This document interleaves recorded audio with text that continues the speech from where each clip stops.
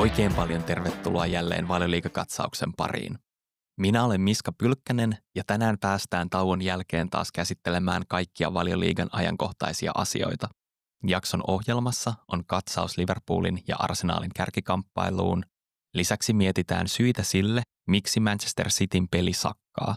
Käsitellään myös Nottingham Forestin valmentajan vaihto sekä siirtoikkunan voittajat ja häviäjät. Jakson lopussa on tuttuun tyyliin voittajaveikkaus, jossa ennakoidaan 4. kierroksen ottelut. Ennen kuin päästään purkamaan viime kierroksen otteluita, on kuitenkin pakko käsitellä yksi asia, joka ei valitettavasti ehtinyt viimekertaiseen jaksoon.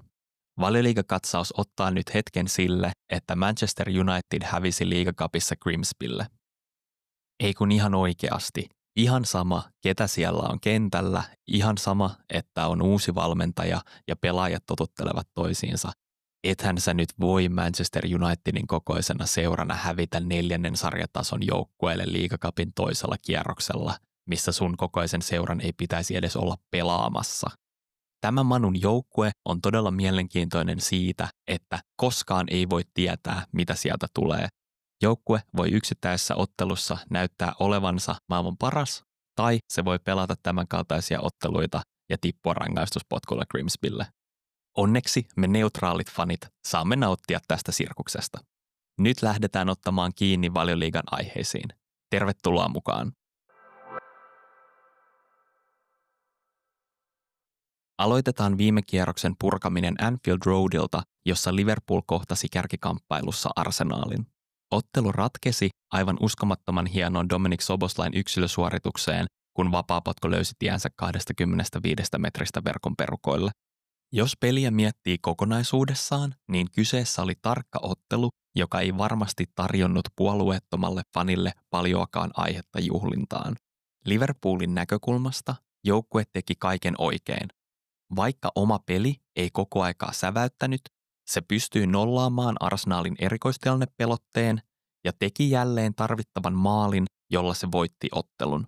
3 pelin jälkeen Liverpoolin pelissä on edelleen paljon kehitettävää, mutta se on ainut joukkue puhtaalla pelillä Valioliigassa ja näyttää taas siltä, että sen marssia mestaruuteen ei voi kukaan estää. Arsenalin näkökulmasta ottelu tuntui menetetyltä mahdollisuudelta. Ensimmäisellä puoliajalla joukkue teki kaiken oikein ja nollasi Liverpoolin hyökkäyspelin melkein täydellisesti. Puoliajan jälkeen Liverpool teki kuitenkin pieniä muutoksia pelaamisensa ja Arsenal passivoitui mielestäni hieman liikaa. Kun Eze ja Ødegaard tuotiin penkiltä, niin hyökkäyspeliin ei lopulta tullut suuria muutoksia. Kaiken kaikkiaan Arsenalin esitys ja tietyt pelaajavalinnat näyttivät siltä, että nyt lähdettiin isolle ja pelottavalle vieraskentälle välttämään tappio, mutta ei välttämättä voittamaan ottelua. Arsenal on viimeksi sarjassa voittanut Liverpoolin Anfieldillä vuonna 2012, kun Arteta itse vielä pelasi joukkueessa. Tähän nähden on ihan ymmärrettävää, että Arteta valitsee varovaisen lähestymistavan. Joukkueen filosofia on selvästi mennyt siihen suuntaan, että etenkin vierasotteluissa yritetään tehdä peli mahdollisimman vaikeaksi kotijoukkueelle, ja jos lähdetään kotiin tasapelipisteen kanssa, ollaan sen kanssa täysin okei. Kun miettii esimerkiksi vaikka Cityn ja Liverpoolin välisiä keskenäisiä otteluita, niissä on kuitenkin nähtävissä, että kumpikin joukkue lähtee rohkeasti hyökkäämään ja tekemään itse ne aloitteet, joilla ottelu voitetaan. Ensimmäisellä puoliajalla kaikki meni suunnitelman mukaan hyvin, mutta toisella Arsenal ei saanut omaa peliä käyntiin ja Liverpoolin tilanteita rupesi pikkuhiljaa syntymään enemmän.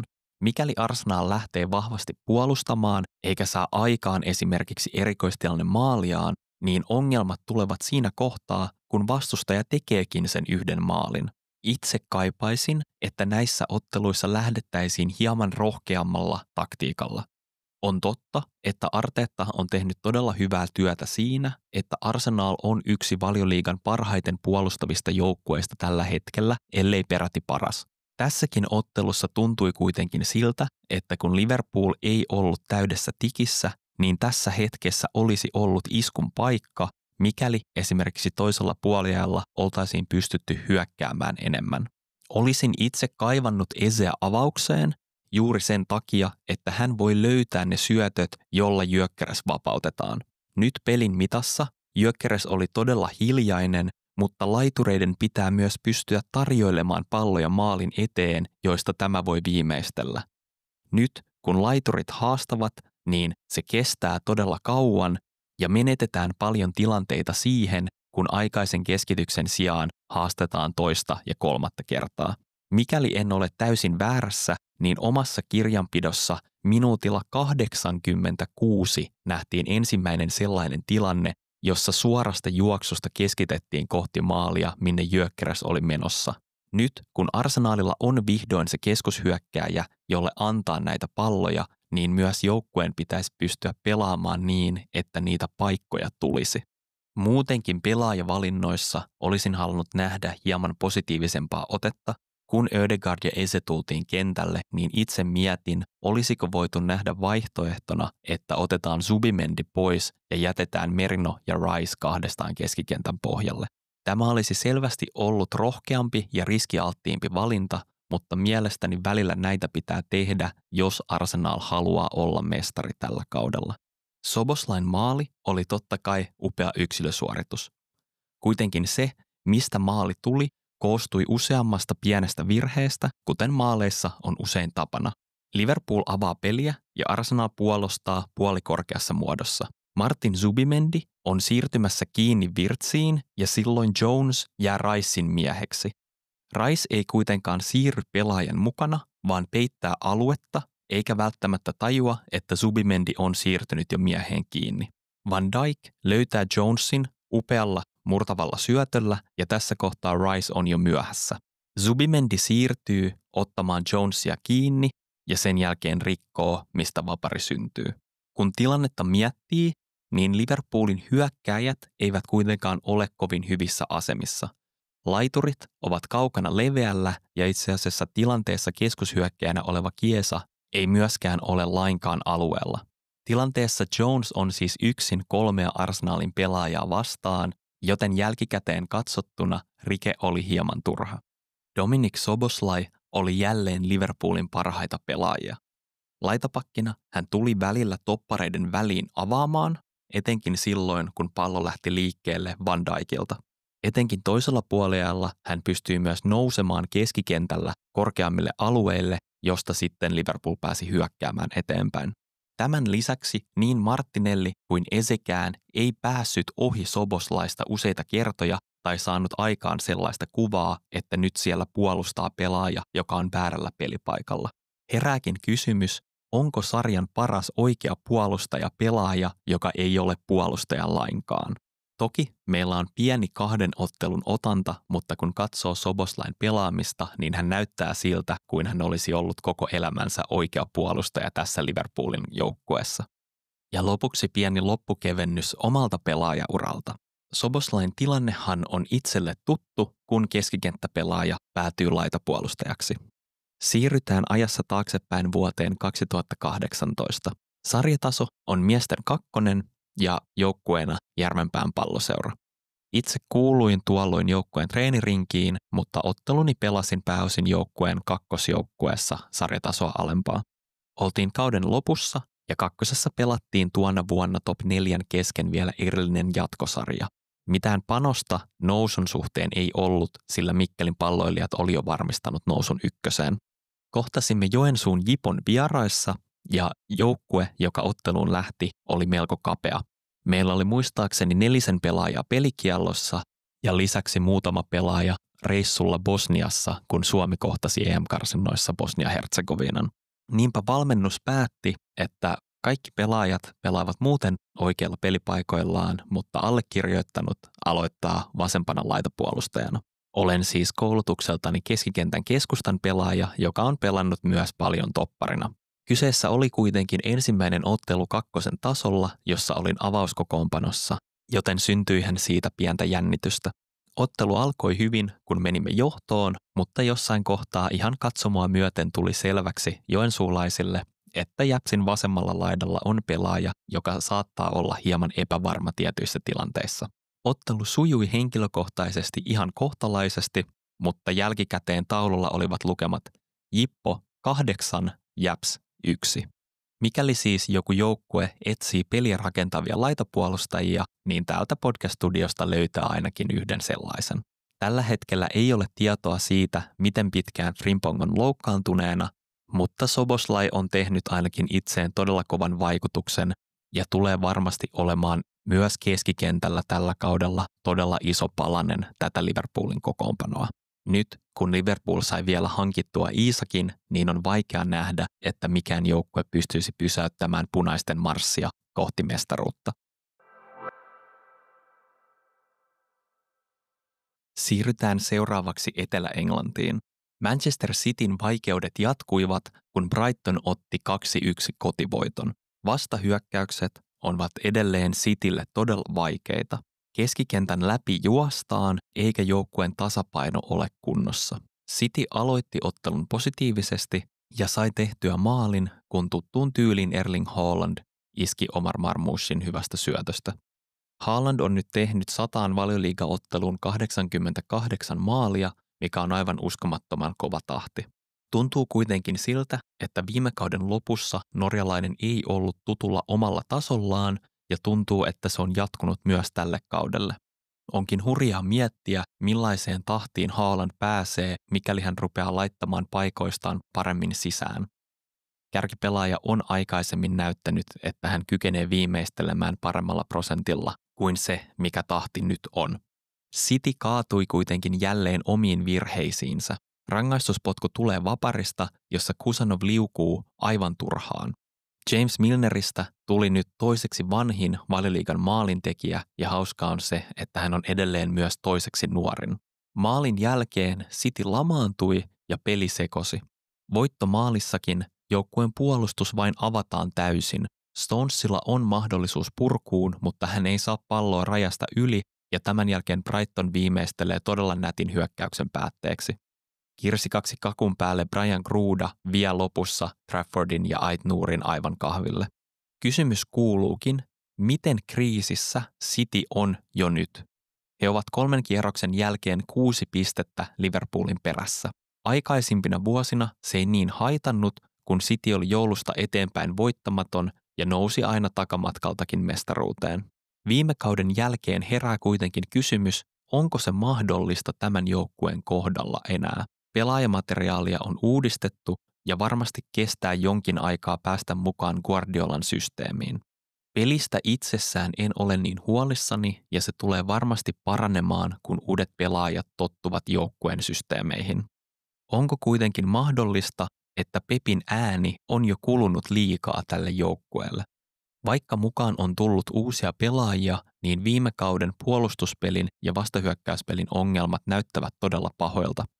Joukkueen peli tulee varmasti paranemaan, enkä näe mitään uhkakuvia sille, ettei joukkue olisi kauden päätteeksi Mestareiden liigan paikoilla. Uskon myös vahvasti, että City tulee menemään tällä kaudella pitkälle Euroopassa.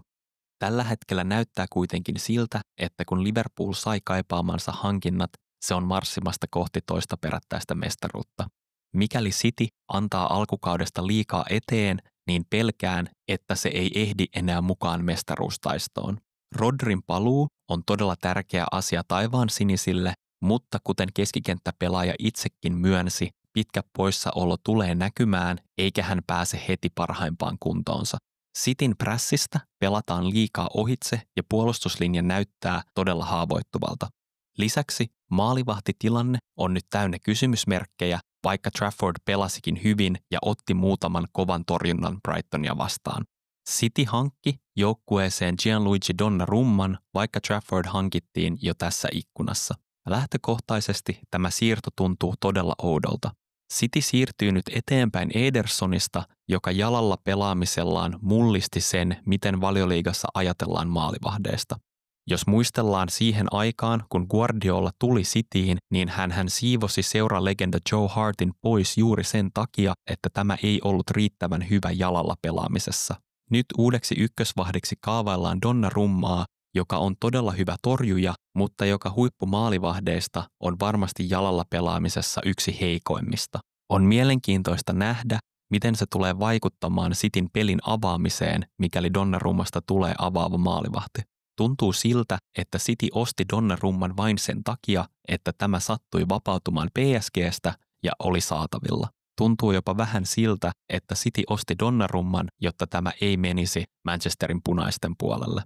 Traffordille tämä on todella paha isku. En tiedä, mitä hänelle on luvattu silloin, kun nuori maalivahti palasi seuraan, mutta varmasti se ei ollut sitä, että tilalle ostetaan vielä uusi ykkösvahti. Valioliigakatsaus jää mielenkiinnolla seuraamaan, miten Cityn tilanne kehittyy tällä kaudella, niin pelin kuin maalivahtien suhteen. Otetaan seuraavaksi lyhyesti kiinni muiden pelien tapahtumiin. Aloitetaan Chelsean ja Fulhamin kohtaamisesta. Oli aivan käsittämätön VAR-tuomio ottaa pois Joshua Kingin maali. VARin tarkoitus ei ole uudelleen tuomita pelejä, vaan puuttua tilanteisiin, jotka ovat selkeitä. Clear and obvious errors. Nyt Rodrigo Muniz tekee harhautusta, Chalobah on pahasti myöhässä ja tulee todella huonosti ja tyhmästi tilanteeseen. Pyörähtäessään Muniz osuu tämän jalkaan, mutta kyseessä on täysin luonnollinen liike, jossa ei ole tarkoituksenmukaisuutta. Tässä ei todellakaan ollut kyse rikkeestä ja nyt vietiin täysin käsittämättömästi pois nuoren Kingin ensimmäinen Valioliigamaali. Itse olen sen kannalla, että VAR on hyvä asia jalkapallolle, mutta Valioliigassa sitä käytetään todella huonosti. Tarkastukset ovat todella pitkiä ja välillä tuntuu siltä, että yritetään uudelleen tuomita otteluita. Se, miten VARia Englannissa käytetään, on pakko muuttua ja nopeasti. Tällä hetkellä tehdään kuitenkin liikaa virheitä, eikä kukaan tunnu tietävän, missä tilanteessa VARia tullaan käyttämään ja missä ei. Nyt maalin poisvienti muutti täysin pelin kuvaa ja on hyvin mahdollista, että jos maali olisi hyväksytty, niin Fulham olisi ottanut pelistä pisteitä. Manu kohtasi viihdyttävässä ottelussa Burnleyn ja pelastui loppuhetken pilkulla. Ottelussa nähtiin paljon paikkoja ja pienin välähdyksin sitä hyökkäyspotentiaalia, mikä Manulla on nyt kun uudet pelaajat ollaan saatu joukkueeseen. Oli todella tärkeää Amorimin työrauhan kannalta, että joukkue sai tästä täydet pisteet. Onkin mielenkiintoista seurata, saako Manu rakennettua jotain nyt tämän voiton päälle. Seuraavien viikkojen otteluohjelma on haastava, mutta tälle Manulle onkin sopinut usein paremmin se, että joukkue pääsee altavastaajana lähtemään otteluihin.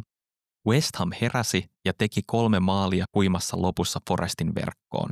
Erityisesti Crysencio Summerville toi penkiltä tarvittavaa virtaa hyökkäykseen ja oli todella vakuuttava. Potter siirtyy nyt 4 linjaan, joka selvästi toimi paremmin. Saa nähdä, pitäydytäänkö tässä muodostelmassa, kun pelejä jatketaan. Edelleen pelkään hieman West Hamin puolesta, mutta tämä oli todella tärkeä voitto siihen, että joukkue saa nyt pientä työrauhaa. Aston Villa jatkoi huonoa alkukauttaan ja näyttää olevan ongelmissa. Joukkue sai tehtyä nyt muutaman hankinnan ja saakin nähdä, rauhoittuuko nyt tilanne. Villa on ollut yksi alkukauden isompia pettymyksiä, eikä joukkueen ongelmat taloussääntöjen kanssa ole helpottaneet tilannetta. Nyt odotankin kovasti sitä, että saako Emery joukkueensa pelaamaan jälleen hyvännäköistä voittavaa jalkapalloa. Isoja uutisia oli myös se, että tähtipelaajat Watkins, Rodgers ja Martinez saatiin kaikki pidettyä joukkueessa. Nyt onkin tärkeää, että Emery saa joukkueen pelaamaan taas monipuolista, viihdyttävää jalkapalloa, joka johtaa myös tuloksiin. Seuraavaksi otetaan erittäin ajankohtainen uutinen, kun Nottingham Forest on vaihtanut valmentajaa. Podcastien nauhoittaessa edellisen yön aikana Nuno sai lähteä ja hetki sitten tuli tieto, että uusin Forestin valmentaja on Ange Postecoglou. Nunon lähtö on todella paha menetys Forestille. Siitä lähtien, kun portugalilainen tuli joukkueen puikkoihin, Forest on kerännyt 8. eniten pisteitä kaikista Valioliigan joukkueista. On vaikea sanoa, mistä säröt Nunon ja johtoportaan suhteissa johtuvat. Edu tuotiin Arsenalista hoitamaan siirtoja, joka vähensi Nunon vastuuta niistä. Lisäksi on ollut paljon huhuja siitä, että suhde omistaja Marinakisiin on rakoillut. Selvästi näyttää siltä, että Nunolla on ollut vähemmän valtaa joukkueen rakentamiseen kuin mitä hän olisi itse halunnut. Kun katsotaan Forestin siirtoja, niin selvästi joukkue on yrittänytkin hankkia pelaajia, jotka ovat pallollisesti taitavia. Herääkin kysymys, onko nämä hankinnat tehty se silmällä pitäen, että mikäli Nunosta päästetään irti, niin joukkueeseen tullaan hankkimaan valmentaja, joka perustaa peliään enemmän pallolliseen pelaamiseen. Forrest Nunon alaisuudessa oli tyytyväinen hallitessaan vähän palloa ja hyökätessään terävästi vastaan. Joukkue perusti pelinsä vahvaan puolustustyöskentelyyn ja sai sillä viime kaudella erittäin hyviä tuloksia. Tässä kohtaa tuntuu pahalta Nunon puolesta, että hän ei pääse johdattamaan joukkuetta, kun se palasi pitkän tauon jälkeen takaisin Euroopan kentille. Korvaajana Ange Postecoglou edustaa myös täysin erilaista jalkapalloa. Saa nähdä, miten nopeasti Forrestin pelaajat tottuvat uuden luotsin ajatuksiin. On mielenkiintoista nähdä, millä tavalla Ange lähtee peluuttamaan joukkuettaan. Eurooppa-liigan finaalissa Postecoglou hylkäsi periaatteensa ja Tottenham pelasi hyvin matalalla linjalla puolustavan esityksen Manua vastaan. Sarjassa kuitenkin Angen Tottenham oli todella paha pettymys. Saakin nähdä, mitä australialaisluotsi on oppinut viime kaudesta. Henkilökohtaisesti pidän siitä, että valmentajalla on periaatteita ja niissä pitäydytään. Angen kohdalla tuntui kuitenkin siltä, että jossain kohtaa rajan täytyy tulla vastaan. Väistämättä herää kysymys, miten paljon Postecoglou tulee muuttamaan omia periaatteitaan, jos näyttää siltä, että Forrest ei tule pärjäämään pelkällä raivokkaalla hyökkäämisellä ja korkealla linjalla. Joukkue on kuitenkin tehnyt paljon hankintoja, joista pidän ja uskon, mikäli Ange saa nopeasti ajatuksensa pelaajille, niin Forrest voi kaikesta huolimatta pelata hyvänkin kauden, vaikka Nunon menetys on todella iso. Ensimmäiseen otteluunsa Arsenalia vastaan Ange pääsee lähtemään melko paineitta, ja sen jälkeen Nottinghamilla on edessä 2 hieman helpompaa peliä, joista on mahdollista saada nopeasti pisteitä ja hieman rauhoitella faneja. Siirrytään seuraavaksi siirtojen pariin. Nyt kun siirtoikkuna on mennyt kiinni, niin voidaan tarkemmin analysoida sitä, ketkä joukkueet ovat voittaneet ja ketkä hävinneet kesän aikana. Kokonaisuutena Valioliigaseurat kuluttivat ennätysmäärän rahaa, kaiken kaikkiaan yli 3 miljardia puntaa. On mielenkiintoista nähdä, millä tavalla eurooppalainen jalkapallo tulee kehittymään tulevaisuudessa, sillä tällä hetkellä näyttää siltä, että Valioliiga on karkaamassa muilta huippusarjoilta pitkälti siitä syystä, että se on taloudellisesti niitä edellä.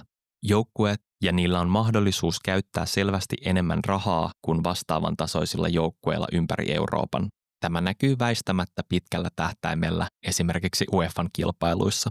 Käydään seuraavaksi läpi muutama siirto, jotka tapahtuivat ikkunan loppuhetkillä.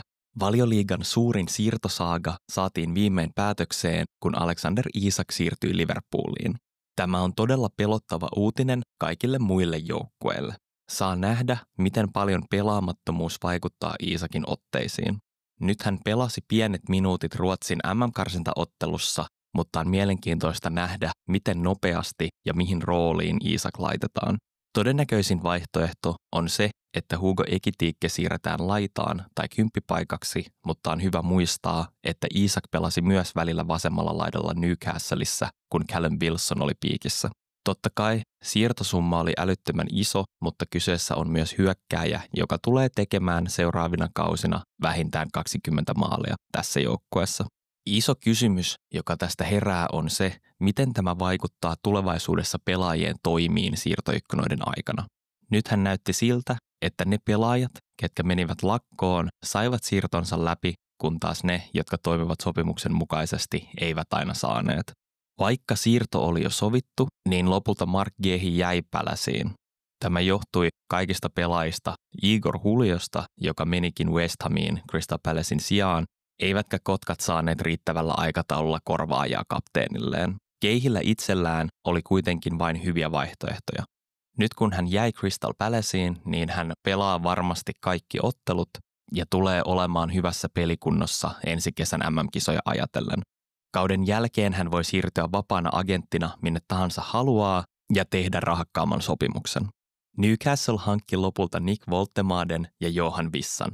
Woltemadella on kaikki potentiaali olla pitkällä tähtäimellä Newcastlen ykköshyökkääjä pitkän aikaa. Samalla on kuitenkin tärkeää muistaa, että nyt maksettiin todella suuri summa rahaa pelaajasta, joka on pelannut aikuisten jalkapalloa pääsarjatasolla noin 8 kuukauden ajan. Uskon kuitenkin, että ominaisuuksiltaan Woltemade sopii Valioliigaan ja sopeutumisvaiheen jälkeen uskon, että hänestä tulee olemaan paljon iloa Newcastlelle. Lisäksi häntä auttaa Vissan hankinta, että kaikki paineet eivät ole heti hänen harteillaan. Vissa tuo Newcastleen Valioliigakokemusta sekä kaivattua maalintekovoimaa.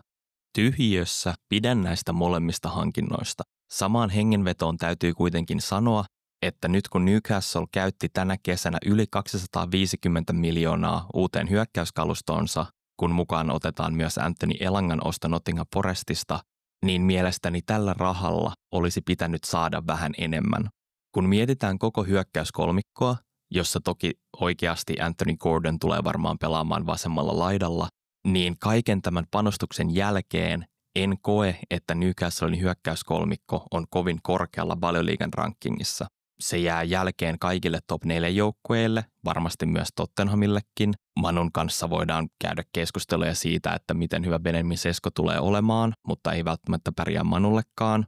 Riippuen vähän kokoonpanosta saattaisin myös ottaa mahdollisesti Aston Villankin hyökkääjät ennen Newcastlen vastaavia. Vaikka yksinään hankinnat ovat positiivisia, niin kokonaisuutena jäi hieman kyseenalainen maku tästä Newcastlen siirtoikkunasta.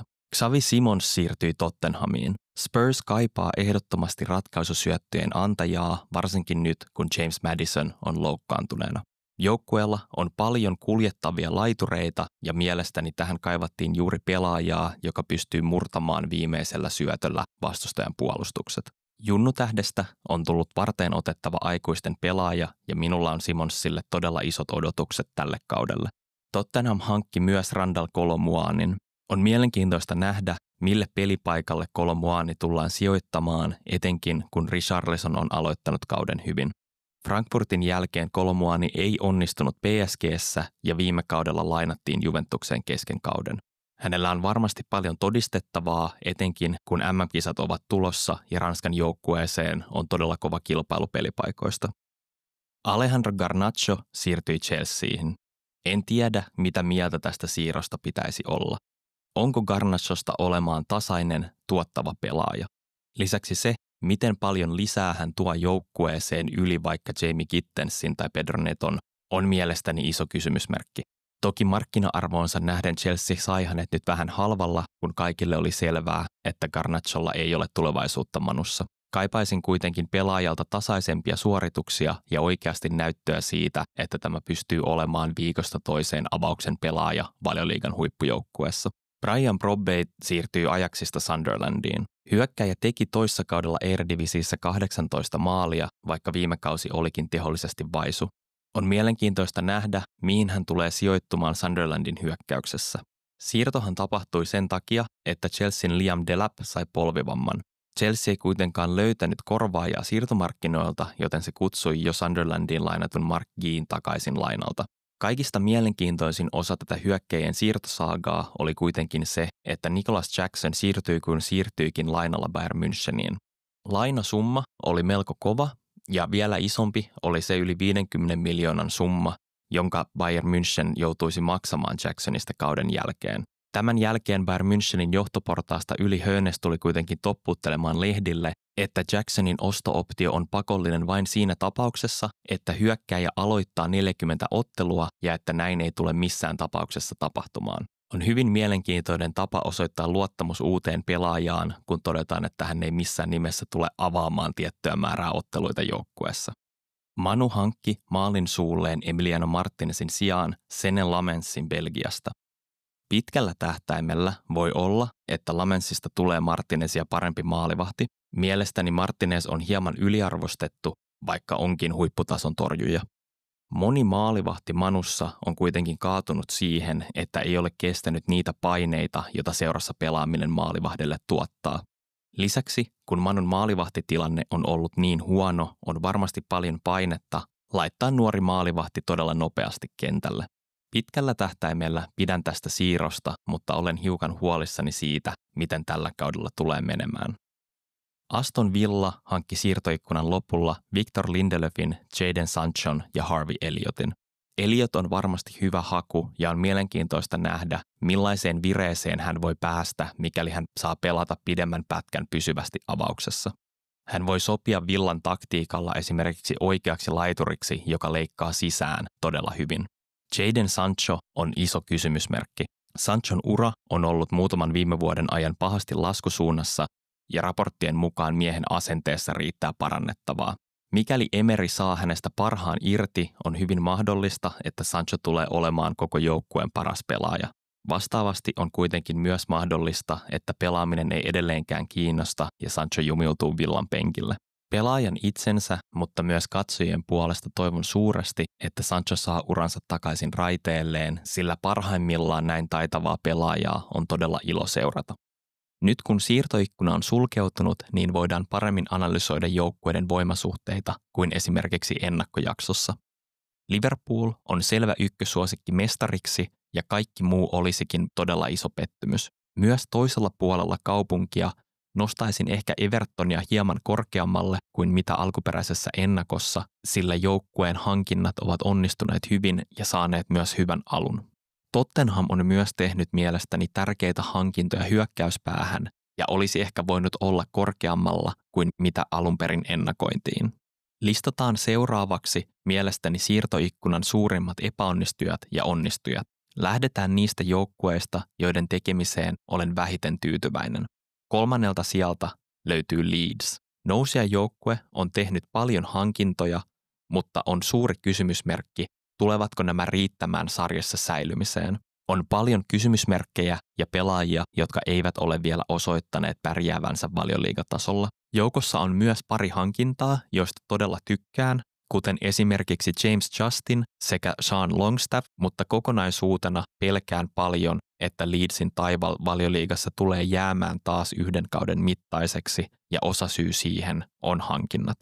Toiselta sijalta löytyy Fulham. Fulham ei tuntunut siltä, että tekee koko siirtoikkunan aikana yhtään mitään. Lopulta joukkue teki siirtoreella pari hankintaa, kun Kevin sekä Samuel Chukwueze saapuivat joukkueeseen.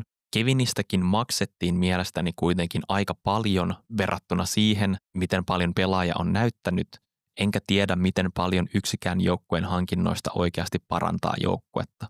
Kaikista vähiten tyytyväinen olen Crystal Palacein siirtoikkunaan. Toki oli positiivista, että Mark Gehi ei lähtenyt, mutta joukkue menetti parhaan pelaajansa Eberechi Esen. Tämän lisäksi nyt kun Palace pelaa ensimmäistä kertaa historiassaan Euroopassa, niin olisi pitänyt olla se siirtoikkuna, jossa seurajohto iskee. Joukkue teki muutaman ihan mielenkiintoisen hankinnan ja saa nähdä, miten hyvin Villarealista saapunut Jeremy Pino pystyy korvaamaan Esen. Kokonaisuutena jäi kuitenkin iso pettymys siitä, että Palace on menossa ensimmäistä kertaa europeleihin ja koko kesä on täynnä kysymysmerkkejä siitä, mitkä kaikki pelaajat tulevat lähtemään. Positiivisten puolella 3. sijalta löytyy Arsenal. Arsenal hankki vihdoin keskushyökkääjän ja sen lisäksi olen erittäin positiivinen niin Eberechi Esen kuin Martin Zubimendin hankinnoista. Lisäksi joukkue hankki paljon vahvistusta takalinjoille, mikä aikaisemmin on tuottanut ongelmia, kun esimerkiksi Saliba tai Gabriel on loukkaantunut. Liverpool-ottelussa kuitenkin nähtiin, että vaikka Saliba tippui ja on poissa muutaman viikon, niin Mosquera paikkasi oikein pätevästi. Yksi negatiivinen puoli Arsenalin ikkunassa oli se, että joukkue on edelleen todella huono myymään pelaajia. Se tulee varmasti pitkällä aikavälillä vaikuttamaan siihen, mitä kaikkea voidaan ostaa. Arsenalin ennätysmyynti on edelleen Alex Oxlade-Chamberlainin myynti Liverpooliin ja tässä siirtoikkunassa pelaajia myytiin yhteensä 10 miljoonalla pois. Toiselta sijalta löytyy jo aiemmin mainittu Nottingham Forest. Joukkue teki erityisesti hyökkäyspäähän hyvin mielenkiintoisia hankintoja. James McAtee ja Omari Hutchinson ovat nuoria, hyvin lupaavia pelaajia ja Dan N'Doy sai jo oman maalitillinsa auki Valioliigassa. Lisäksi Douglas Luizin hankinta keskikentälle on mielestäni aivan loistava. Mikäli joukkue lähtee Postecogloun alaisuudessa pelaamaan enemmän, niin siihen tarkoitukseen loppuhetkellä Arsenalista lainalle saapunut Zinchenko tulee olemaan hyvä hankinta. Kaiken kaikkiaan Forest teki sen, mitä esimerkiksi Palace ei. Nyt kun on aika iskeä, niin täytyy käyttää rahaa pelaajiin, sillä europelit tulevat verottamaan kapeita kokoonpanoja. Ensimmäiseltä sijalta löytyy Liverpool. Onko Liverpool jo nyt varma mestari? Joukkue hankki uudet laitapakit ja paljon mielenkiintoisia pelaajia hyökkäyspäähän. Tärkeintä mielestäni on myös se, että kyseessä on pääsääntöisesti nuoria pelaajia, jotka pystyvät kantamaan seuraa useamman vuoden. Nyt näyttää siltä, että Salahille on jo hankittu korvaaja, kun hän parin kauden päästä varmasti tulee lähtemään. Kaiken muun päälle Liverpool möi hyvin. Joukkue tulee varmasti pystymään käyttämään rahaa myös tulevaisuudessa, kun sitä hoidetaan tällä tavalla. Totta kai Liverpool käytti myös ennätysmäärän rahaa, mitä kukaan Valioliigajoukkue on käyttänyt yhden siirtoikkunan aikana, mutta mielestäni sille rahalle saatiin myös hyvin vastinetta. Lopuksi ohjelmassa on tuttuun tyyliin 4. kierroksen voittajaveikkaus.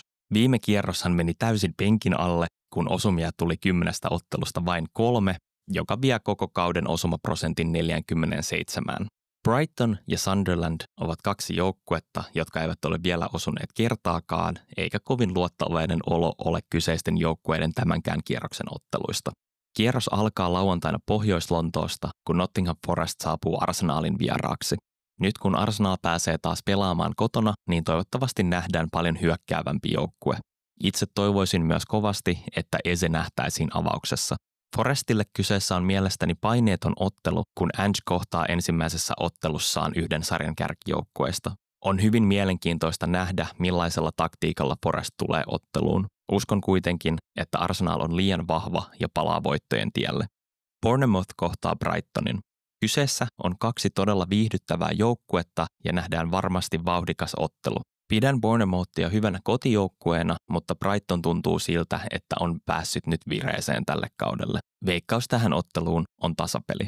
Crystal Palace saa vieraakseen Sunderlandin. Sunderland oli Burnleyä vastaan todella huono vieraissa ja joukkueen on pakko parantaa vieraspelaamistaan. Crystal Palace on kuitenkin saanut nyt siirtoikkunan sulkeuduttua rauhoitettua tilanteensa eikä menettänyt niin montaa tähtipelaajansa kuin alun perin pelättiin. Pelkään, että kotijoukkueen rutiini on liikaa vieraille, joten uskon, että Palace tulee hoitamaan ottelun. Merseysidella Everton kohtaa Aston Villan. Everton on aloittanut kauden todella hyvin. En kuitenkaan vielä suostu hylkäämään Aston Villaa ja Emeryä. Nyt kun tähtipelaajat kuten Watkins ja Rodgers jäivät joukkueeseen, niin uskon, että peliesityksetkin rupeavat paranemaan pikkuhiljaa. Uskon, että huonosta vireestään huolimatta Villa terästyy ja saa kaivettua ottelusta tasapelin. Fulham saa vastaansa Leedsin. Fulham on aloittanut kauden hyvin ja on aiheuttanut ongelmia isommille vastustajilleen. En luota lainkaan Leedsin vieraspelaamiseen, joten uskon, että Fulham ottaa tästä ottelusta kotivoiton.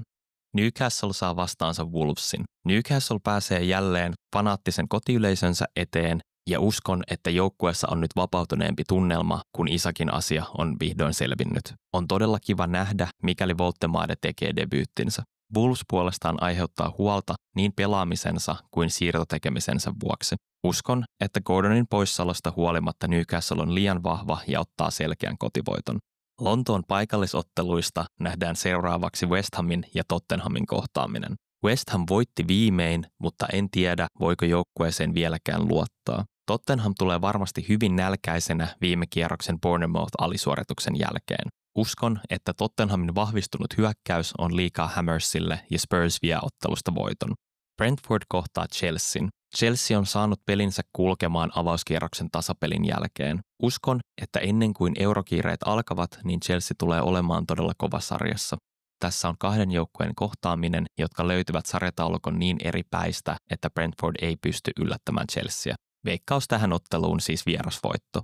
Sunnuntain puolella Liverpool matkaa Burnleyn vieraaksi. Vaikka Burnley on ollut vahva kotijoukkue, niin uskon, että Liverpoolin taso on muutama pykälä liikaa. Vaikka Liverpoolin hyökkäyspeli ei ole vielä täysin vakuuttanut, niin uskon, että tämä voi olla sellainen ottelu, jonka punaiset voittavat selvästi useamman maalin erolla. Sunnuntai-illan herkkupalana on Manchesterin paikallisottelu, kun United suuntaa Cityn vieraaksi. Vaikka tämä lause tuntuu hieman absurdilta, niin luotan tässä ottelussa jopa hieman Manuun. United on pelannut paikallisotteluissa hyvin ja voi edelleen mennä otteluihin ilman paineita. Mielestäni tälle joukkueelle myös sopii hyvin, kun se pääsee altavastaajana pelaamaan vastahyökkäyspeliä. Uskon, että Manulle voi toimia hyvin se, että se pääsee juoksemaan Cityn haavoittuvaa puolustuslinjaa vastaan. Tästä syystä, vaikka kyseessä on Cityn kotiottelu, niin veikkaus tähän peliin on tasapeli. Ja näin on saatu jälleen pakettiin yksi Valioliigakatsauksen jakso. Muista ottaa Kisastudio seurantaan käyttämälläsi podcast-alustalla ja laita ilmoitukset päälle, niin saat aina tiedon uusista jaksoista. Podin kaikki tuoreimmat uutiset ja kuulumiset löydät Instagramista. Ota seurantaan @kisastudiopod. Kuullaan lisää taas ensi viikolla. Nautinnollisia hetkiä viikonlopun Valioliiga-otteluiden parissa. Moi moi!